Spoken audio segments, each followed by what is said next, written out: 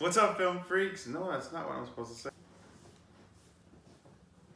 What's up, film freaks? Oops. Hey guys, welcome to Film Freaks, a show for film fun and all things entertainment.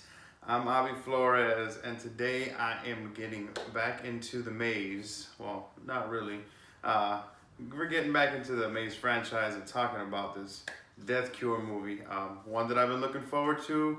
I've watched all the films, so let's run right into this bad boy.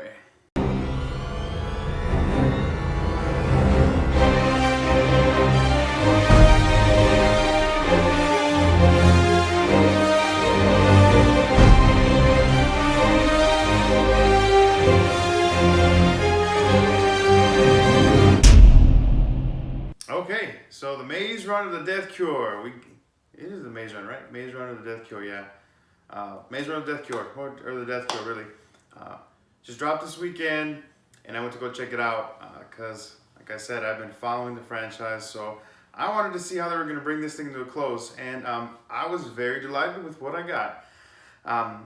The first one, the Maze Runner, I really liked. The second one was kind of not as I didn't feel like it was as good as the first one, and I'm still unsure of where I rank the third one. I'm not sure if I think I'm still a little biased to the first one because it's the first of the franchise, and I really like the smallness of the film, and the third one really, it really feels kind of like this is a big deal, the whole saving the whole race kind of thing. You feel that in this one.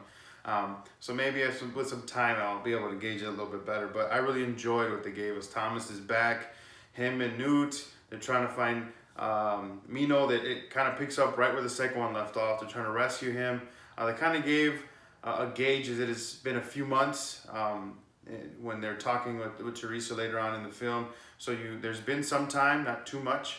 And then you meet, I think her name what was her name, Brianna, or I forget the little Asian chick or whatever, Hispanic, Asian, whatever she is, that you definitely see her being more and more attached or starting to like Thomas a lot more in this film. But Thomas is all just so focused on Teresa. I don't know if they'll continue the franchise or maybe start something new. They probably won't. I think they'll just end it here. But I really liked it. I mean, they were trying to get Mino. They didn't. You get the bad guy from the second one, him and the White Queen, as I'll reference her. They kind of working in tangents, trying to find this cure. Teresa's there, like their right hand. She's not giving up. She wants to find something that'll save everybody. And just thinking back on it now, I feel like she feels that Thomas's perspective is too small because he kind of just wants to save as many people as he physically can. Where Teresa, she's more like, I want to try and save the whole human race. So I think she identifies a little better with Wicked. And that's why, she'll always kind of side with them. Because just the way her mind works, I guess. But Thomas being the hero, he just doesn't like their antics and the way they go about things.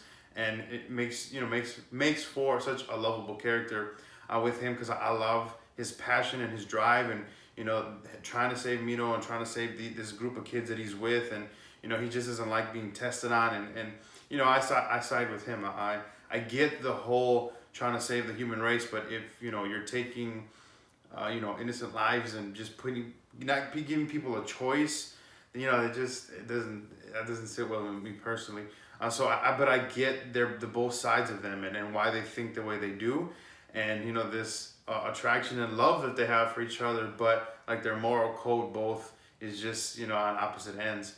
But I was surprised that they kind of killed her right at the end, but at the same time, I was kind of satisfying, just because she betrayed them, and then like always knowing that she would always side with Wicked. The one that did hurt was Newt. I mean, he's been with Thomas and Mino from the beginning. You've seen their friendship grow through the movies, and they're kind of they're tight knit group. So when he started turning up, I was hoping that he'd be able to save him, but it just didn't get to the virus got to him. And then that letter at the end, man, I was seriously fighting back the tears on that one. They really had me going there. But I really enjoyed it. I love the surprise of Gally, how he came back into the story, kind of joined back in with him, and how there was tension between him and the guys from what the stuff, everything that transpired in the maze. So it was cool seeing all the different dynamics and how they kind of wrapped up the series. I really enjoyed it. There was nothing really in this one that really stuck out to me, that where I was like, I didn't like that they did that, or that didn't really make sense. The first two kind of had a lot of, I wouldn't say a lot, but more, at least more clearly, little plot holes or things that stood out easily. And this one, I don't know, maybe just because I was so happy to see it, that a lot of that stuff didn't really stick out to me, because I can't really think, just being fresh off on my mind, just seeing it a couple hours ago, anything that really stood out that way in the film. But yeah, I really enjoyed it. I like how they wrapped it up. The kids made it to this island, and he still has a cure. Now he knows that, he is the cure. So they kind of hinted that, him being the hero type and wanting to always do the right thing, is he going to go, mass produce this cure with his own blood and try and save as many people? I think that that's probably what he's going to do, because that is the person of Thomas.